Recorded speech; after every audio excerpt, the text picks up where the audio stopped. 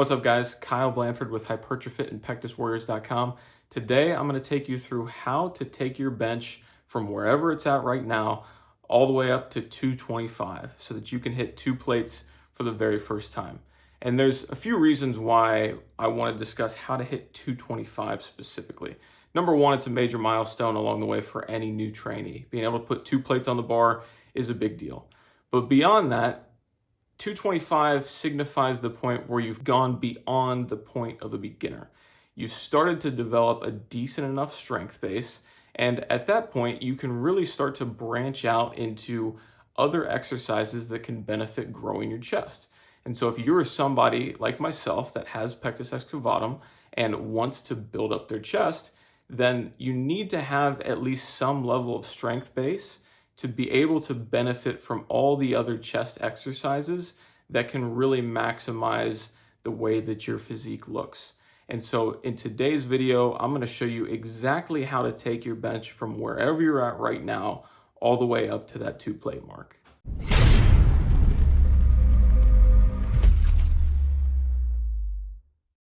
There are 3 steps to this process of taking your bench from 135, 155, whatever it is right now, to 225. Step number 1 is eat more. You need to start putting on weight. If you are like 99% of other people with Pectus Excavatum, or you're just naturally skinny to begin with, you're gonna need to put on some size regardless. And adding weight to your frame is one of the easiest ways to start increasing strength, provided you're actually doing proper strength training. And obviously we're trying to build muscle in this process too, so both of these benefit each other. But if you're able to put on size through the course of this, your strength is going to absolutely explode. So that's step number 1.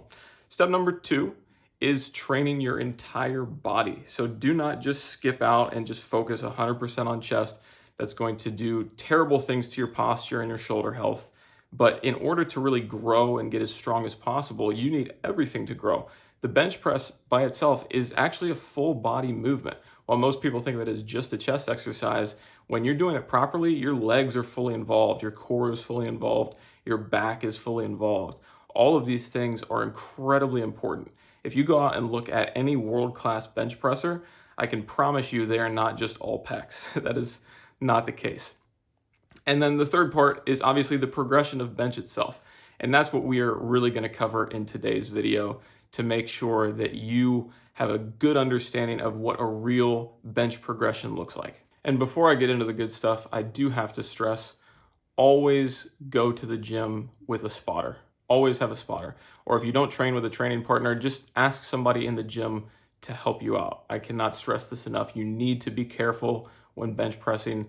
Never sacrifice technique for more weight on the bar, and just be safe. If you do have to train by yourself, then set up in a power rack where you can set the safeties at chest level. So if you do have to bail on the weight, you're not going to get pinned. But always, always, always use a spotter and always use proper technique. Now let's get to the good stuff. So what I'm going to walk you guys through today is one of my all-time favorite training periodization schemes. It is heavily adapted from Jim Wendler's 5-3-1. And this, in my opinion, is one of the greatest training routines ever devised. It's super simple, super effective.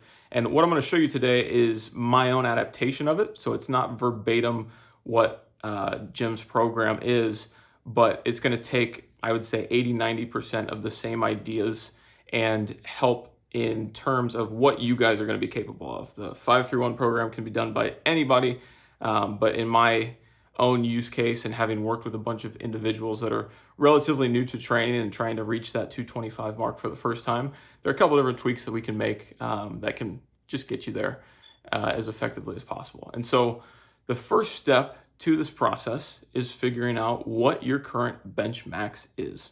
Now, if you have never bench pressed before, then you are not quite ready for this video. What you should do if you've never benched before is go find somebody that knows at least somewhat of what they're doing in the gym and go work out with them for the next month or 2. Do 3 to 4 sets of 8 to 10 reps on bench press, get your technique somewhat down, get a good handle on it, and add weight when you can. This is not a time when you need to worry about percentages and periodizing your training. It's really just go in there, learn the process, and start getting more comfortable with it. And then once you've got a couple months under your belt, you should have a rough idea of the types of weights that you're using at various rep ranges. Now, if you've never tested a 1 rep max, you don't need to go out and do that right this second. You can simply take the weight that you're using at various rep ranges and use that and put that into a calculator to come up with an approximated max. Now, ideally, you want to shoot for a 5 rep max or less, because if you start trying to calculate a max based on what you can do for 10 or 12 or 15 reps, it's going to be highly inflated beyond what you're actually capable of. So I'm going to show you exactly how I do this in the link on the screen here. But the main moral of the story here is we just need to have a starting max to begin with. So whether you know that or whether we're calculating it, that's step one. Now that we have your training max, we can start mapping out what your training is going to look like over the course of the next month. We're going to have 3 different types of days, and you're going to be following one per week. So essentially your first 3 weeks of this program. And this is where I do start to differ a little bit from the true 5-3-1 plan. There is a 4th week, it's a deload week, and that is very important, especially as you start to get stronger and you have more training under your belt. But if you're pretty new to this whole process, a lot of times you can skip that deload week. So that's what we're going to do in this video. So the first 3 weeks, we have week 1, which is your 5 rep week. Week 2 is your 3 rep week. And then week 3 is your 5-3-1 week. And now how we go about breaking this down is in week 1, we have 3 working sets of 5 reps.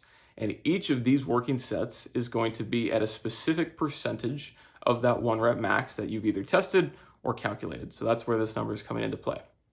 Now, the numbers that you're going to be using to calculate out those 3 sets is for the first set of 5, you're going to be using 55% of your 1 rep max. Again, these percentages are a little bit different than the true 5-3-1 plan because I'm not using a training max. You don't need to worry about that. Just go off of these percentages. So 55% for set 1 for 5 reps. Set number 2, 65% for 5 reps. And then set number 3, 75% for 5 reps with an asterisk. Now, if you have any sort of idea on different percentages and how it relates to 1 rep maxes, you might look at those first few sets or all of them really and be like, that looks really easy. 55% is nothing. And you're right. Those first couple sets, especially the 55 and the 65%, are more of a warm-up. You should still be doing them as explosively as possible, but they are definitely not going to be stressing you out to the max. Now, the third set is where things get a little bit different, and this is actually where the entire training kind of focuses around, is this third set. So while it says 5 reps at 75%, that 5 reps is actually the absolute minimum that we want you to hit in that set. This is actually going to be an AMRAP set, or as many reps as you can possibly hit in that set. So you're going to take 75% of that 1 rep max that you calculated, and that is going to give you that target. And that's exactly how you're going to calculate all these numbers out. So 55%, 65%, and 75%. So once you've got those numbers calculated, you can work through that and then make sure to record how many reps you hit in that final AMRAP set, because that is going to be our rep record that we're going to be trying to beat in subsequent cycles of this series. So that's week 1. Now, week 2, we are transitioning to the 3 rep days, and it's going to look very similar. The reps are going to change from 5 to sets of 3, and then the percentages are all going to go up by 5%. So that first set, we're looking at 3 reps at 60%. Second set is 3 reps at 70%. And then our third set, the AMRAP, is 80% for 3 or more reps. And I should also preface this that if you have your percentages in the right spot, then in that first week, you should actually probably be getting over 10 reps overall. If not, then you might be a little bit too heavy. And I cannot stress this enough. Always start on the side of being too light with what you're doing. It's way easier to come into this program with too little weight because there's going to be plenty of room for adjustment in the future. But if you start out too heavy, you're really going to be hampering your ability to progress. So that's the end of week 2. We've gotten through our sets of 3, that top end set at 80% being our highest weight that we've used yet. And then the final week, week 3, is the 5-3-1 week. And so this week is going to be the first set at 5 reps at 65%, so we're still going up in percentages. Second set is 3 reps at 75%, and then our AMRAP, the 1+ reps at 85%. So we are not anywhere near your true 1 rep max or what we've calculated, but we're starting to get pretty heavy. As you get into the mid 80s and definitely into the 90s, this weight is going to be a lot heavier and it's going to feel that way. Now in this first cycle, this still shouldn't be too crushingly heavy. You're going to obviously be hitting less reps than you were in the first couple of weeks, but you're still going to be able to move a good amount. And depending on how many reps you hit in this 3rd week on that AMRAP set determines how you progress in the future. So once you've reached this end point, this 3rd week, then we're going to actually repeat this whole process. We're going to go right back to that 5 rep week that we started with in week 1, except we're going to increase the 1 rep max that we're using. So if you had, say, 145 pounds to begin with, and in that final week, you're able to hit 9 reps with your 85%, which comes out to around 120 pounds. Then at the end of this cycle, we would be adding another 10 pounds to your max. So 10 plus 145 would put the new max at 155, and we would repeat the cycle like that. Now, how did I get that additional 10 pounds?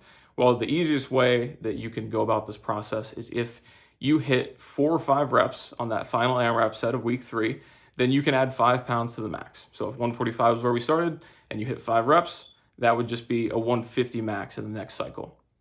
If you hit anywhere from 6 to 10 reps in that AMRAP set, then we're going to add 10 pounds. And so that's exactly where I pulled that from. And then if you're able to hit over 10 reps, so 11 or more on that AMRAP set of week 3 at your 85%, then we're going to add 15 pounds to your max. So if you had started at 145, we'd be bumping up to 160 for the next time through. And so based on this example that I've given you, the 9 reps at 145, we'd be adding 10 pounds over a 3-week period. And while strength training is never linear, when you're very new to this process, you can make pretty consistent progress, especially if you're starting to put on a lot of size over the course of this period. And so if you extrapolated out that 10 pounds of weight that you've added to your bench press from 145, and you're able to do that every 3 weeks, you're looking at 24 weeks to take your bench from 145 to 225. Now, is that reasonable to sustain long term? No. But over the course of the first 6 months that you started training, is that possible? Absolutely. So this is a progression that you can reliably use over and over and over again to take your bench, your squat, your deadlift, your overhead press from wherever it sits now to a substantially higher level. And there will be a point where you do want to start adding in the deload weeks and various other things to help with recovery and help you push to that next level. But when you're in the very beginning, this 3-week cycle can take you miles and miles up. So I'm going to link all of these resources down below for you to be able to use or reference very quickly. And if you have any questions or concerns about how to implement this, just comment below. You can message me over at any of my social media, link down below, and then also my websites as well. And I really do hope you guys found this useful. Take this seriously, start putting on some size, start building up your bench. Use this for your other lifts too. Get everything stronger, and you will really start to see the transformations that you're looking for. So I hope you guys enjoyed, and I can't wait to see you in the next video.